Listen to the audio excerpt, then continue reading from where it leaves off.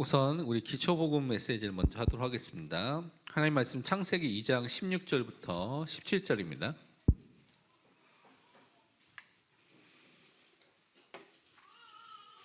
창세기 2장 16절부터 17절입니다.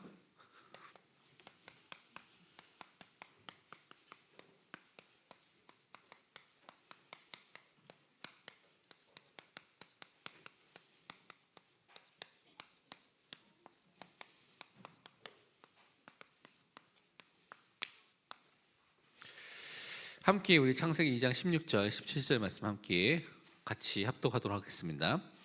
여호와 하나님이 그 사람에게 명하여 이르시되 동상 각종 나무의 열매는 내가 임의로 먹되 선악을 알게 하는 나무의 열매는 먹지 말라. 내가 먹는 날에는 반드시 죽으리라 하시니라. 아멘. 우리 기초복음 메시지는 우리 현장 속에서 또 많은 사람들에게 여러분이 양육할 때 기초적으로 구원의 길 이후에 그 다음에 믿고 믿음을 고백하고 또 영접한 이후에 그 사람들 양육할 때 여러분 사용하시면 됩니다. 그래서 구원의 길 메시지를 중심으로 다시 더 그것을 구체적으로 풀어놓아서 또 우리가 복음 속에서 또 많은 사람들 올바르게 성경적으로 신학적으로 돕기 위해서 그것을 좀 정리하고 있습니다. 지금 이제 1차적으로 정리해서 제가 말씀드리는데 나중에 제가 봤을 때 좀 더 수정이 필요하다면 또 업그레이드가 될 수도 있습니다. 그래서 여러분 그것은 양해해 주시고요. 그래서 말씀의 약속을 받은 인간 세 번째로 우리가 이거 확인해야 되는데요.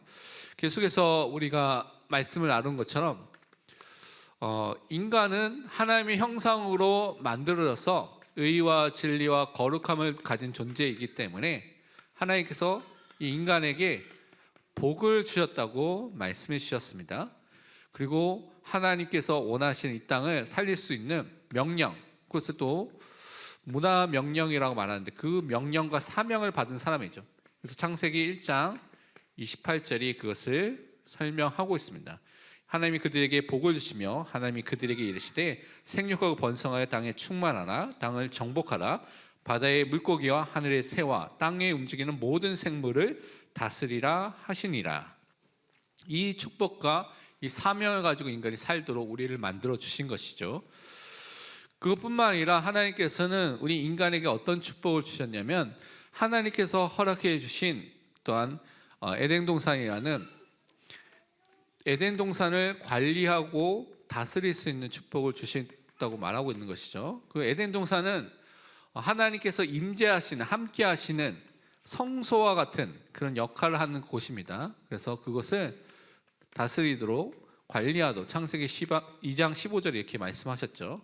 그래서 여호와 하나님이 그 사람을 이끌어 에덴 동산에 두어 그것을 경작하며 지키게 하시고, 경작하고 지키는 것은 제사장들이 하는 제사장으로서 성소를 성막을 지키고 또 관리하고 하는 그런 용어와 아바드하고 샤마르라는 단어가 동일한 단어를 쓰고 있습니다. 그래서 하나님은 원래 인간을 만드셨을 때 결국 예배를 드리고요, 하나님을 섬기는 것이 인간의 해야 할 중요한 사명 중에 하나로 우리를 이미 그렇게 만들어 주신 것이죠. 그래서 우리가 이 축복 속에서 살도록 하셨습니다.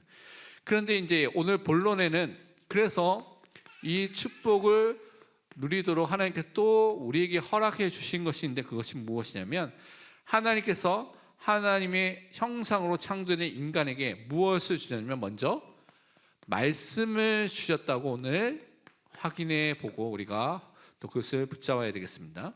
다른 말로 하나님께서 우리 인간이 사는 원리, 사는 방법을 성경을 통해서 알려주셨는데 그것이 말씀 안에 거하는 것이고 말씀을 지키는 것이고 말씀에 순종하는 것이 인간이 살아가는 방법이라고 말씀해 주셨습니다. 그래서 인간에게 무엇을 주셨냐면 행위 언약이라고 부르는 그 말씀을 주셨죠.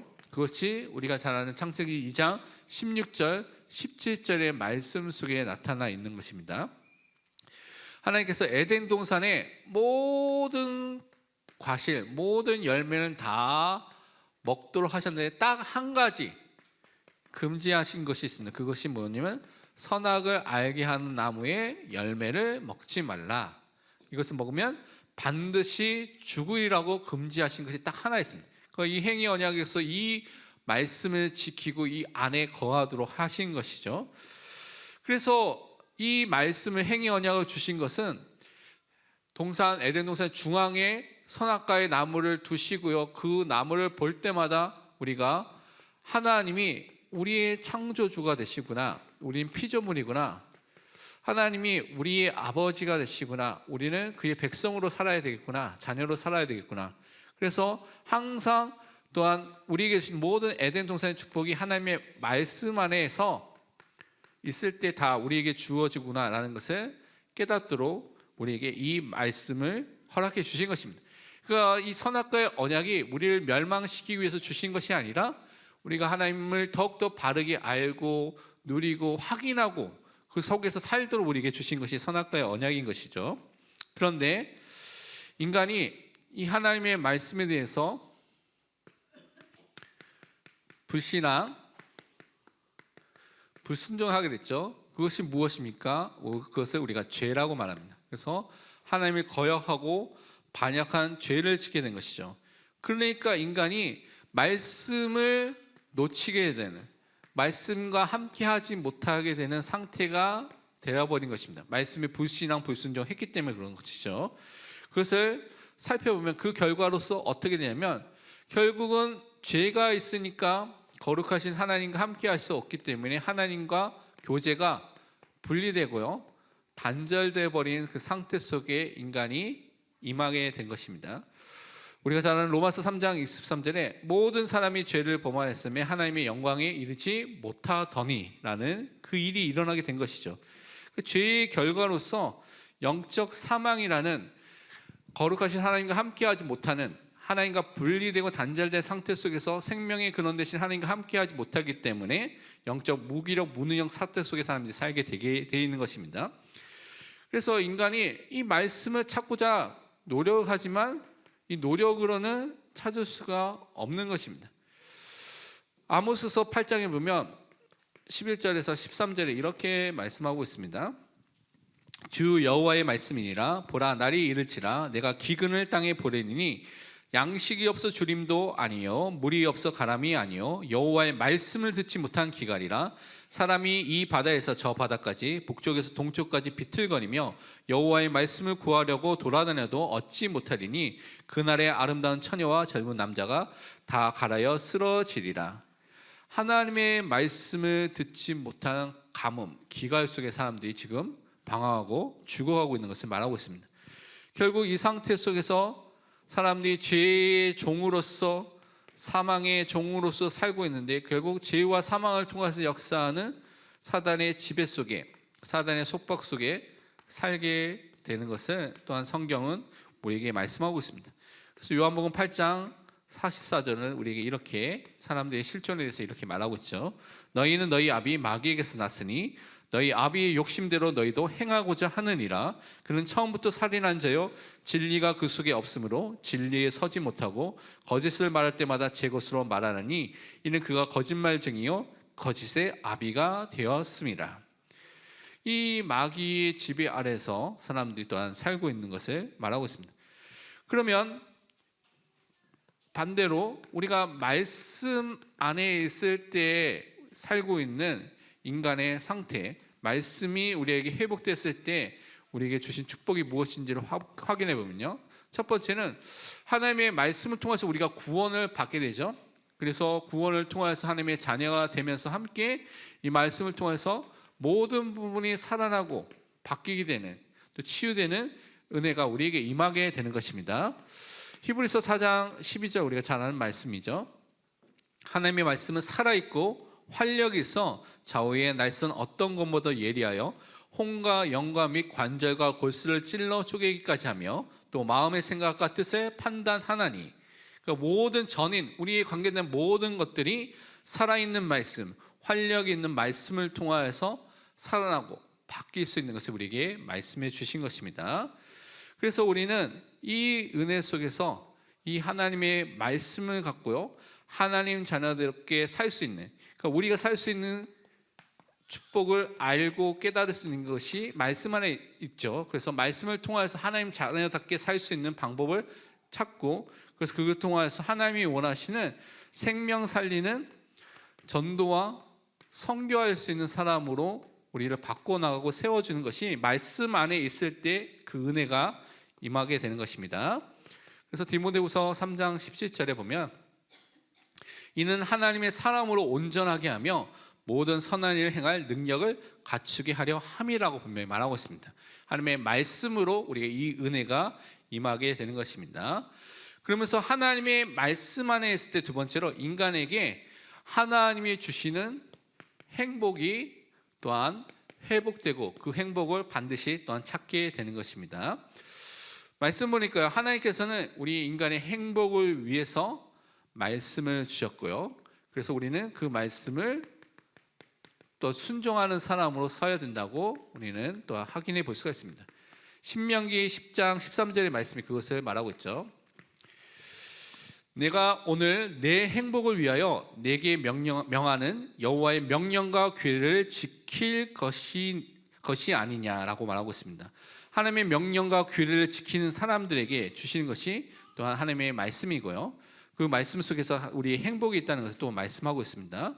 그래서 우리는 어떻게 살아야 되느냐, 계속 오늘도 강조하고 매번 강조하고 또 다음부터 계속 강조하겠지만 이 말씀이 여러분과 매우 가까워야 됩니다. 그냥 가까운 것이 아니라 매우 가까워야 된다고 말하고 있죠. 매우. 그래서 이 매우 가까이 하는 삶을 사는 것이 하나님이 원하시는 삶입니다. 그렇다면 내가 지금 하나님의 말씀을 가까이 하고 있는 삶, 매우 가까이 하고 있는 삶을 살고 있는가? 라는 부분을 항상 점검해야 되는 것이죠. 그래서 신명기 30장 14절의 말씀처럼 살고 있는지를 점검하는 것이 중요합니다. 오직 그 말씀이 내게 매우 가까워서 내 입에 있으며 내 마음에 있은즉 내가 이를 행할 수 있느니라.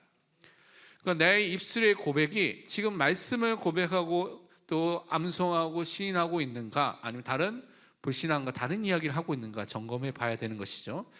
내 마음에 하나님의 말씀이 묵상이 되고 그 답을 찾고 그것을 통하여 인도함을 받고 있는가, 아니면 다른 것을 하고 있는가, 그리고 나의 삶 속에 하나님의 말씀에 순종하고 그것을 실천하고 있는지 아닌지를 여러분 점검해 보시길 바랍니다.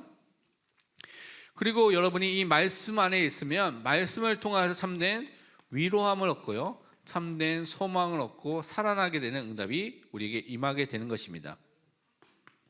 시편 119편 49절에서 50절에 우리에게 이렇게 말씀해 주셨습니다. 주의 종에게 하신 말씀을 기억하소서. 주께서 내게 소망을 가지게 하셨나이다. 이 말씀은 나의 고난 중의 위로라. 주의 말씀이 나를 살리셨기 때문이니이다. 말씀으로 살아난 사람입니다. 여러분이 말씀으로 살아나는 체험을 항상 해야 되는 것이죠.